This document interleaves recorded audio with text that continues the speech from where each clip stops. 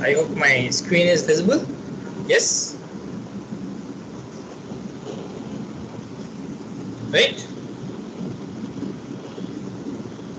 Yes, sir. Okay. Yes.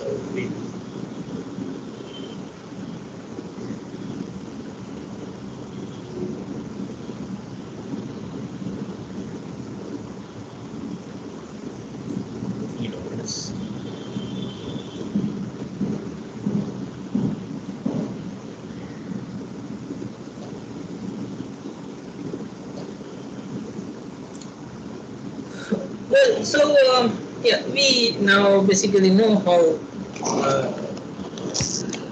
to derive classes from a base class. We know the syntax, but yesterday we didn't touch one question.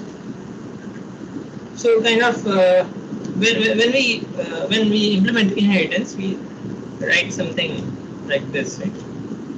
Class B public A. So what does this public mean? We didn't. I mean, yeah, this question was not answered.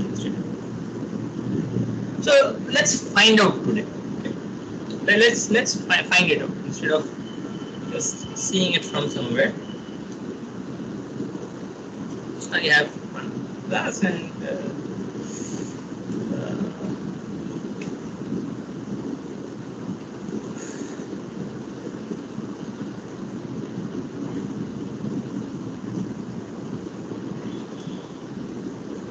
some private element, and the next category is protected.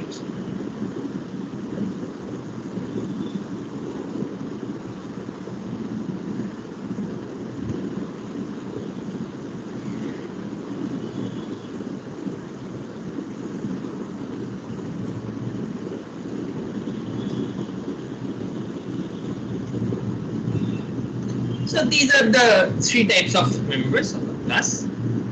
Okay, and we know that these are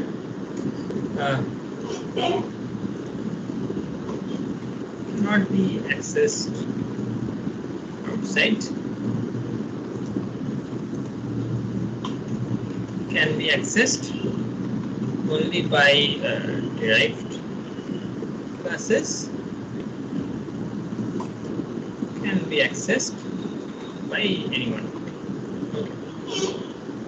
Okay. So now, yeah, we make a class B.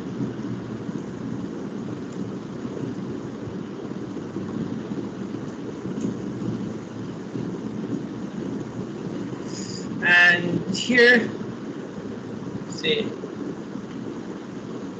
public. Let's see what we can access.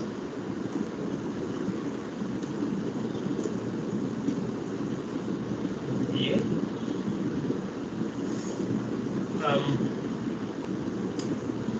So what can so this, if I write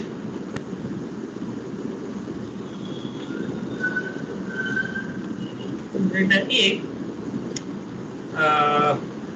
so this is not allowed, right? Because I mean this cannot be accessed outside of the class. Yeah, but if I write things like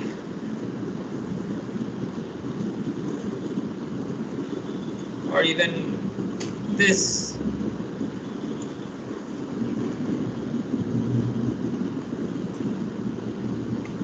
both are allowed.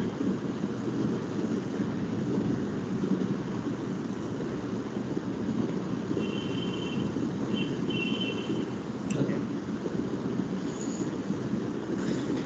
Now let's see.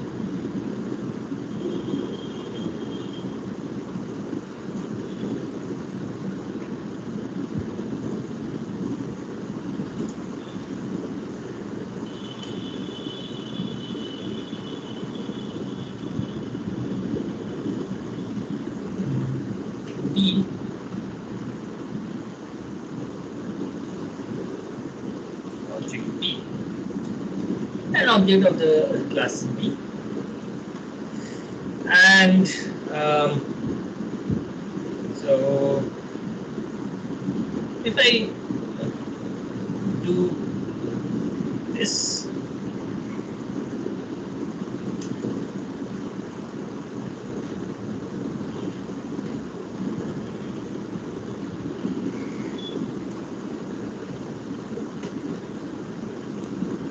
I mean, through this object we can access this, access the members of the parent class. But this is private data of A. So, I mean, obviously it will not be allowed. Yes, let's see.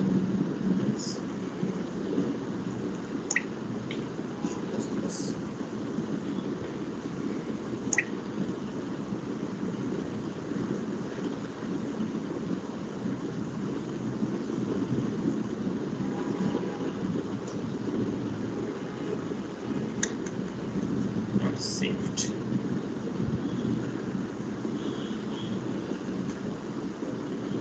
Okay. So the error is it is private within this context. Explicitly, it says that in line 14 we have defined the private member which cannot be accessed outside. So it is not allowed.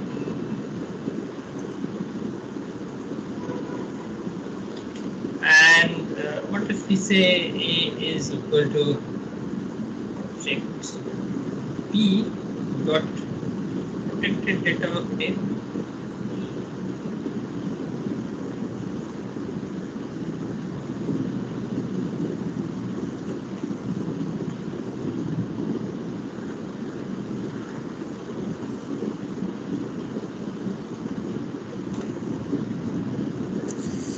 It is protected within this context, and yeah, it can be accessed only by derived classes. So we are outside of a derived classes. We are inside the main body. So of course we cannot do this.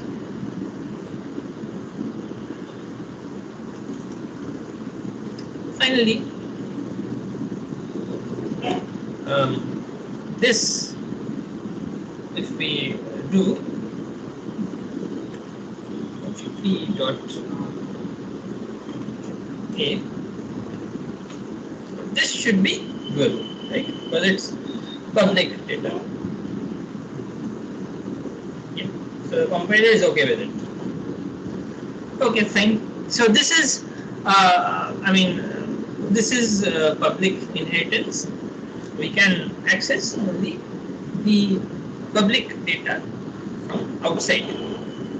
Public data of the original class through the derived class.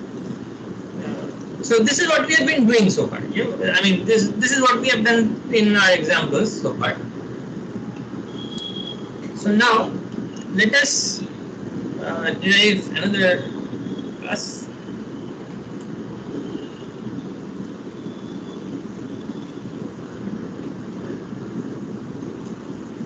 Private A.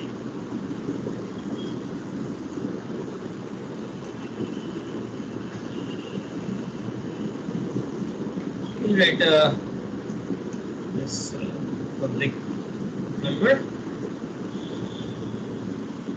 same as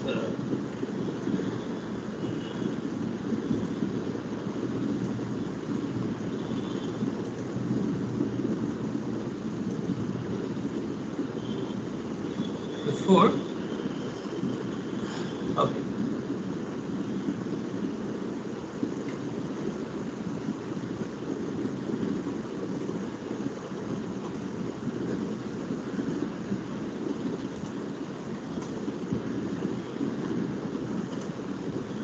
Okay, this is fine. This can, since irrespective of what kind of inheritance this is, note this inheritance of, irrespective of what kind of inheritance this is, this class can access protected data and public data. But yeah, let's see. Since this is private inheritance, what does it mean? Can it access private data at all? Let's just check. No, it cannot. Okay. So note to self is that the class itself can, like a privately inherited, privately derived class can access the same elements of the original class as a publicly derived class. Okay. So now,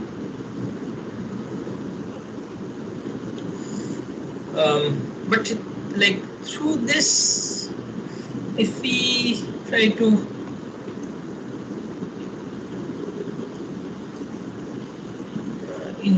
access anything, just let's check one by one.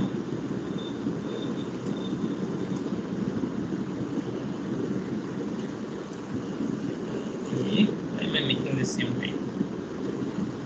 This is unlikely to work because so just let me. Now it's all right. Yeah. Okay. So this is unlikely to work because class C in the first place cannot access the private element of class A. So this will not work. Okay, fine. This is not working according to expectations. And what about this?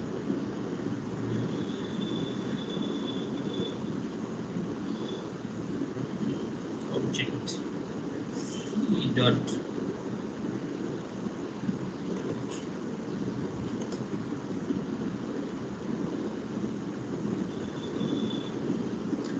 we are outside of the derived class, but through the derived class, can we access the protected data? No. It can be accessed by the derived class, but we cannot, from outside we cannot even do this as usual. So till now we have not seen any difference between private and public inheritance. Okay. So let's do the last thing.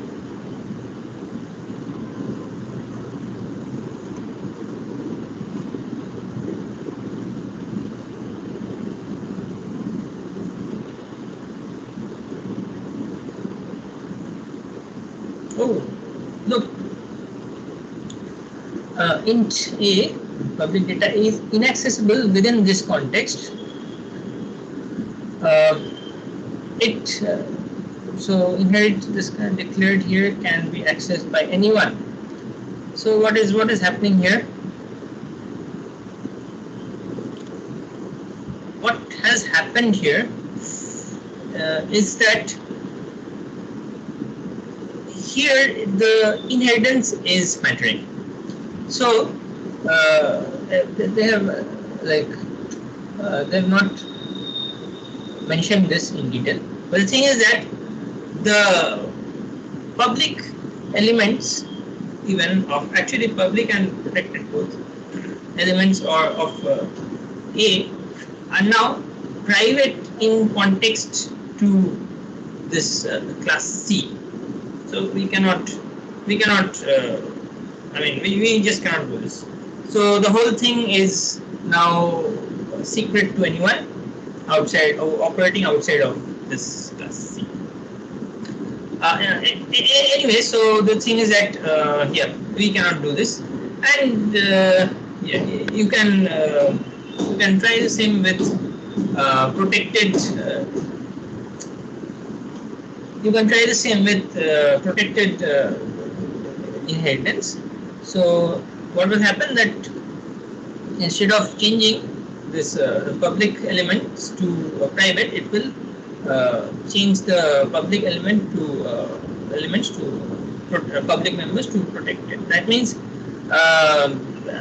so for protected it's a bit more complicated. If you derive another class from your first derived class, then in context to that you can access the public element of the original class. From outside you cannot. Okay. So this is the difference between private, protected, and public inheritance. So actually public inheritance seems to be the most convenient of all of this, because we can use the differentiating features of private, public, and protected members of the base class, to their full extent. Okay. So that's why we don't use private or protected inheritance. Usually, it's mostly public. All right, and yeah, we were like on in the context of this protected inheritance. I said like deriving a class from an already derived class. So that kind of brings us to a kind of hierarchy. So it's not always that simple that I have a single base class, from that I derive a single class. So inheritance is, I mean, inheritance can be a very complicated structure. It's kind of like a directed acyclic graph, if you are familiar with graph theory. So it means like from one class I can derive several classes. From these classes again I can derive several classes, and I can derive a class from multiple classes as well. So it's like in terms of you know, arrows, the arrows will flow in the same direction, but the underlying structure of like the web of inheritances can be very complicated. Yeah. So again, this kind of so in the unifying.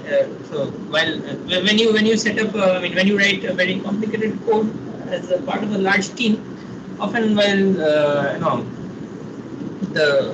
this UML diagram of inheritance is very useful, because you are given each class and the relationships and a brief description of what is happening in each class, and then you know what the class that you are programming inherits from the different classes, and you just do your part. Okay, that's how the coordination works, and yeah, that's one of the main benefits of object-oriented programming. All right, so this multiple inheritance, you should see an example of this.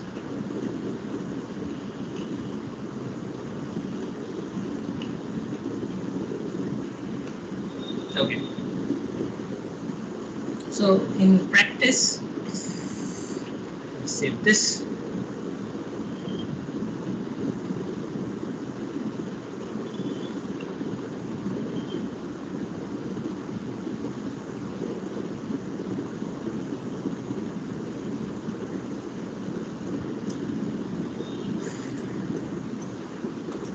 So in practice, multiple classes can be derived from a single class, and multiple levels, I mean, classes can be derived from the derived classes as well, resulting in several levels of derived classes.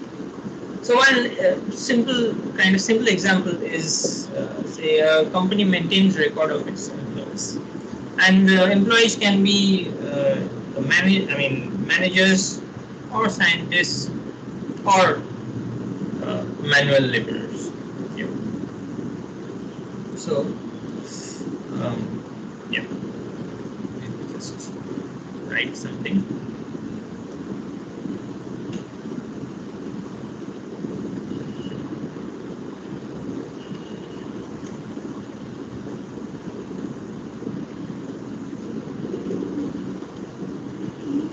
This is the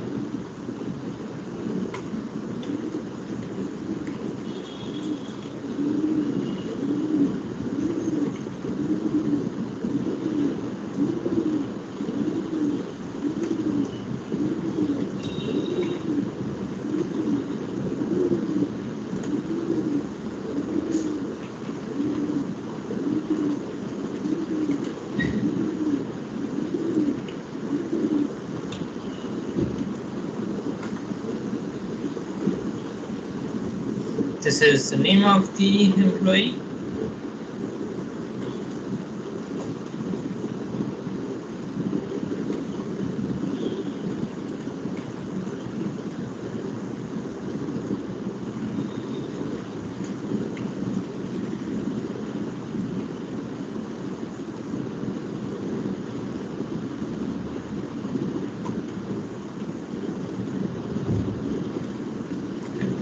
number,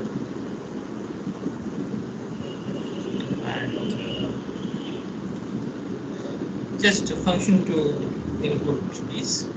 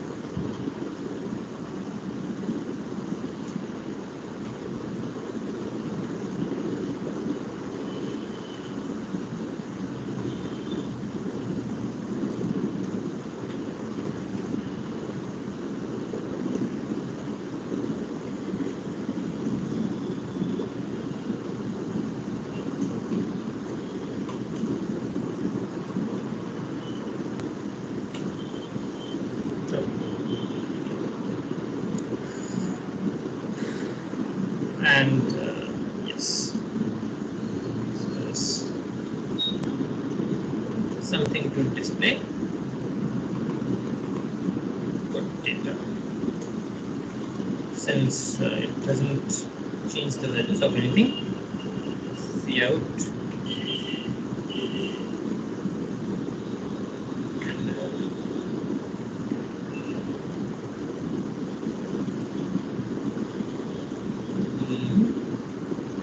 It's just name.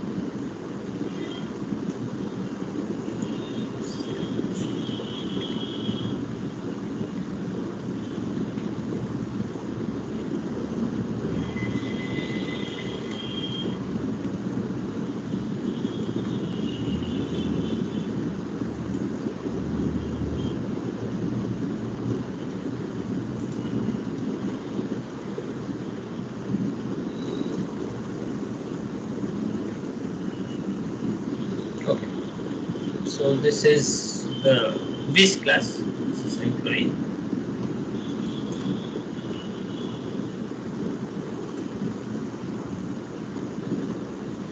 And here's our class manager. Public employee. This is the management class.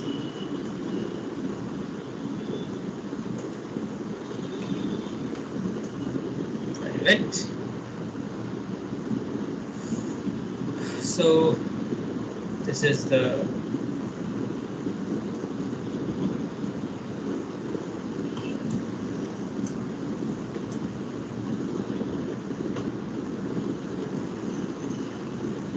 kind of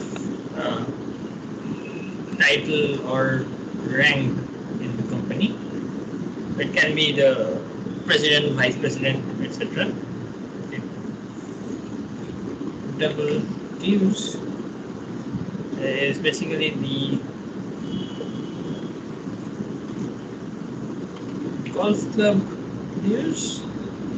As we know that the managerial class mostly spends time in this kind of thing, while most of the work is done by scientists and leaders.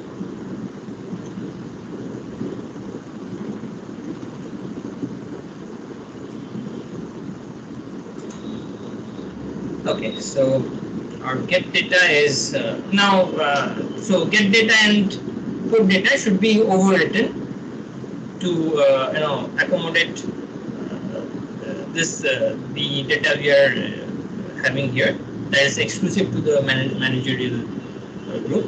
Okay, and yeah, so it's not exactly overwriting, because even when on the ID of a manager, you will of course have not ID but record, because IDs won't have the golf club dues.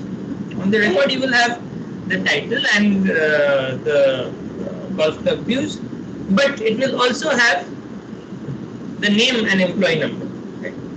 So it is kind of adding to the original member function of the employee class.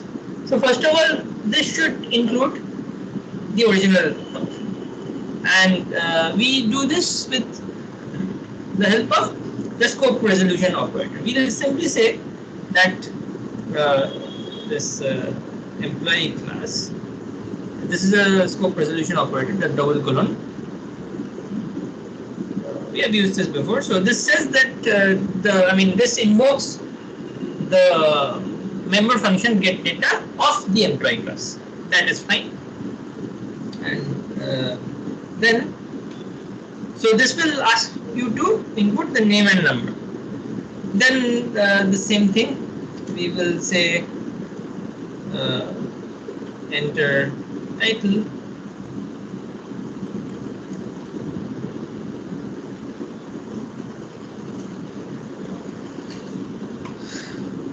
and cin title, cout,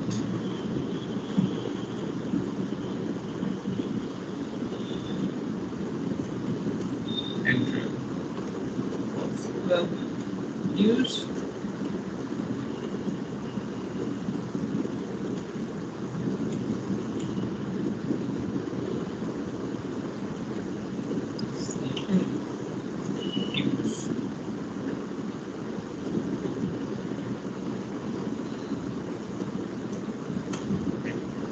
and similarly in the void data used.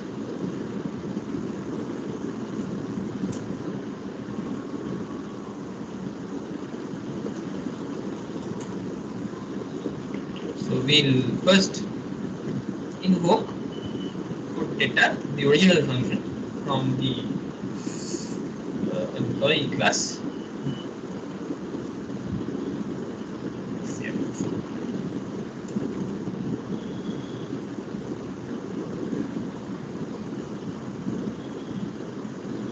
We should give an endl here, no?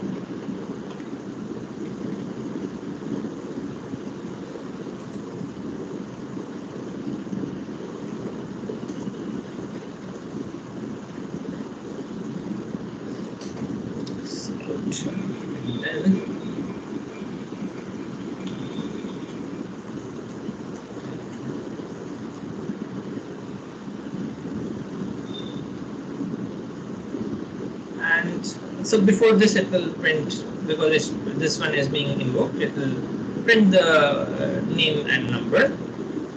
Then finally,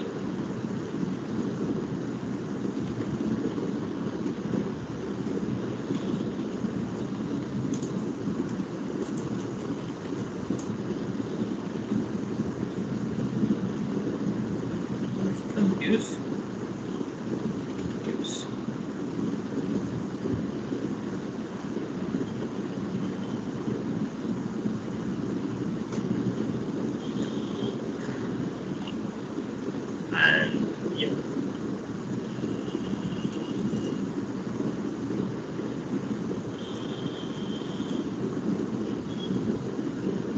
We'll have this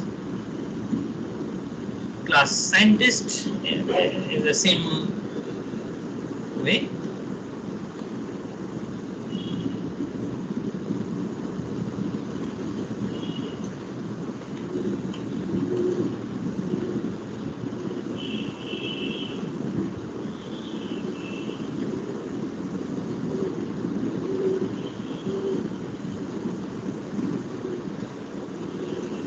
So the number of publications,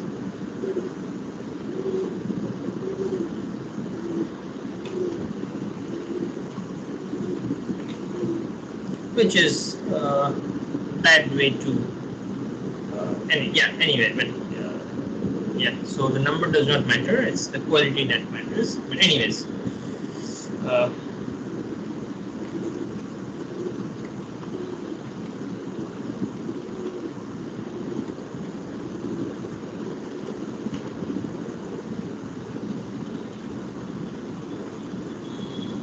this also calls get data of employee, and it just says that okay, just input the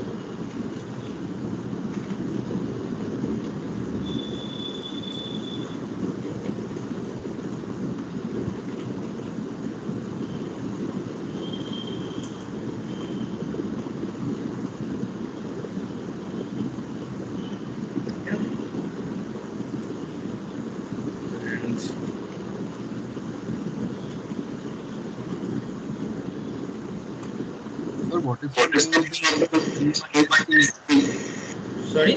as the put data? Yes. What is the question? Sir, the constant keyword you have put besides the put data Okay. function. Yes. So, so when we write this after a function, so this put data is what? It prints some values, right? And Yes, now, sir. so the thing is that I want this function to print some values. I don't want this function to do anything else. Now, suppose this put data function is something like very long. Okay.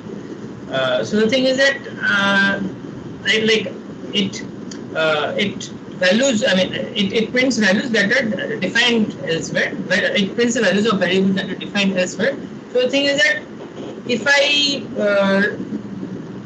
by mistake maybe I'm altering some value here, okay, which I don't want to do, okay, then this const, writing const will give me an error, okay, because when you write const in the function function name in the function definition actually here, so that means that you will not change any given value in that function, okay. Okay.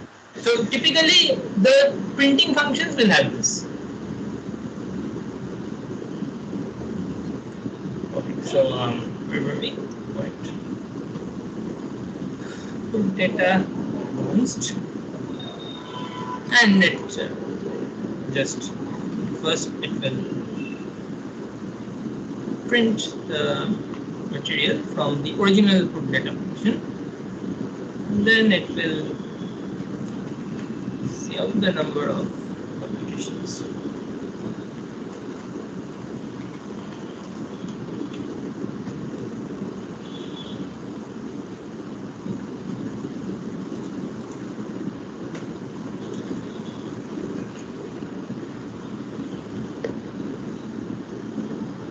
And so in the same way we have this class laborer, which public employee, but yeah, so this will not have any elements at all because we are not adding anything, so it just inherits everything from the parent class, from the base class. And here we go, writing the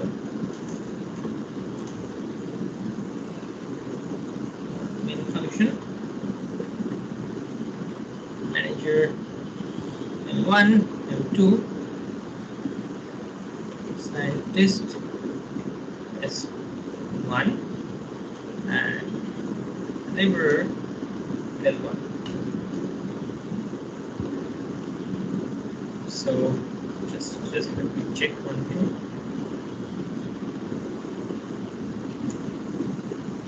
That's fine.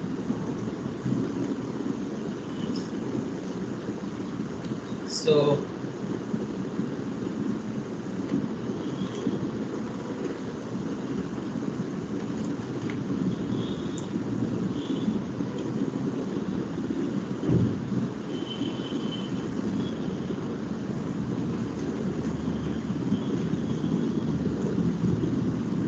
enter data for manager 1,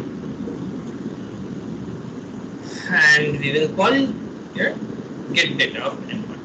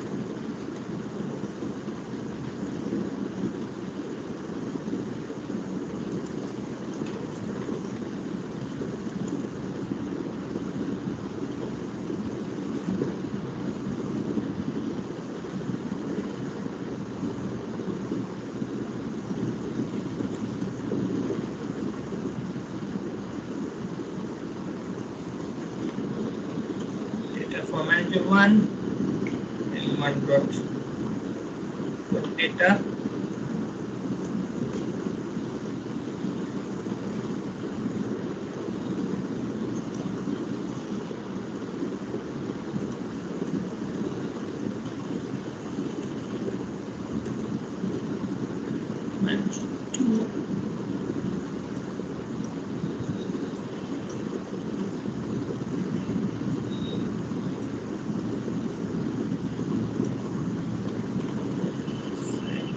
And here we have labor.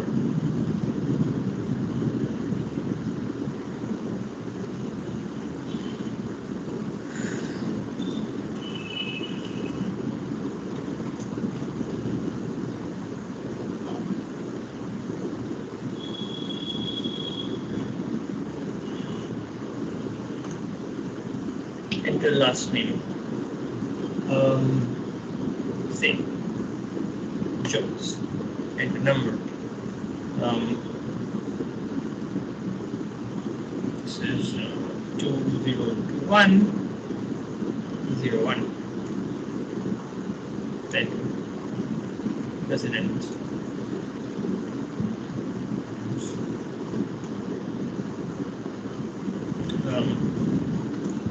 Yes.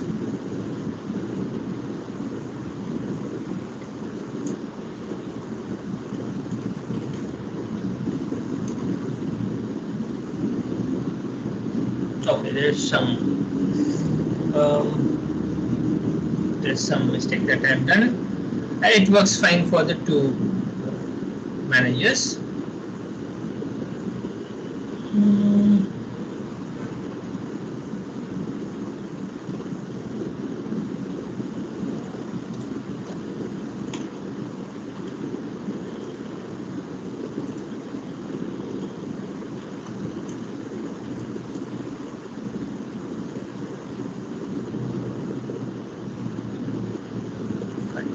And here it goes to data.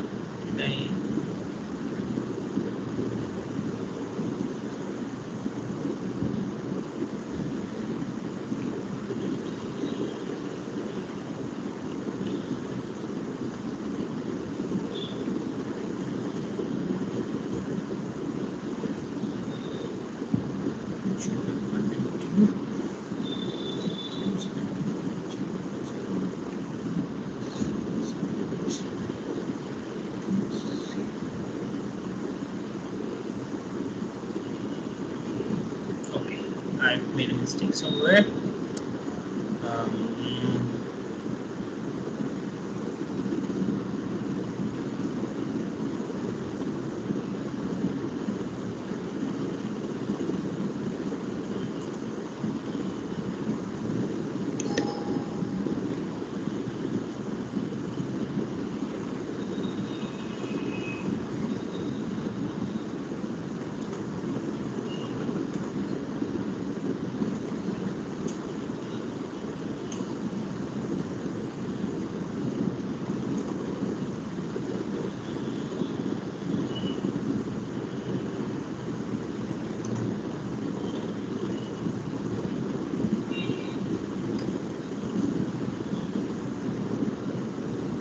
This much works fine.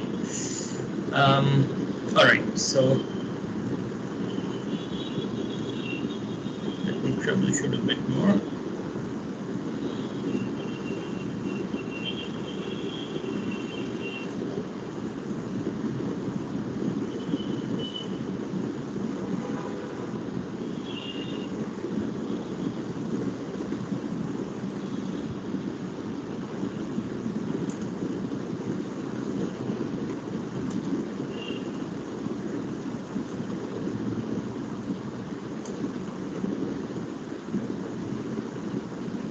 Oh, what went wrong?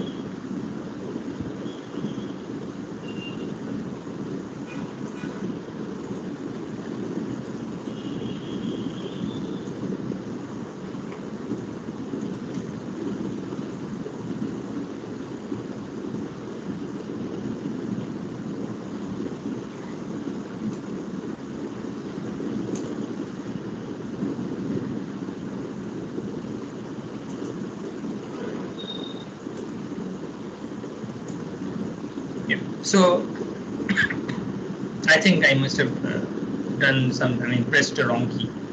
Anyway, so this kind of this works.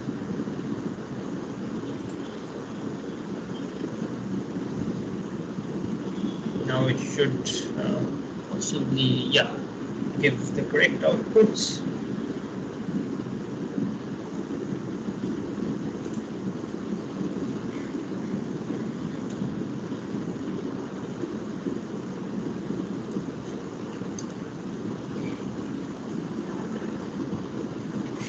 Lens.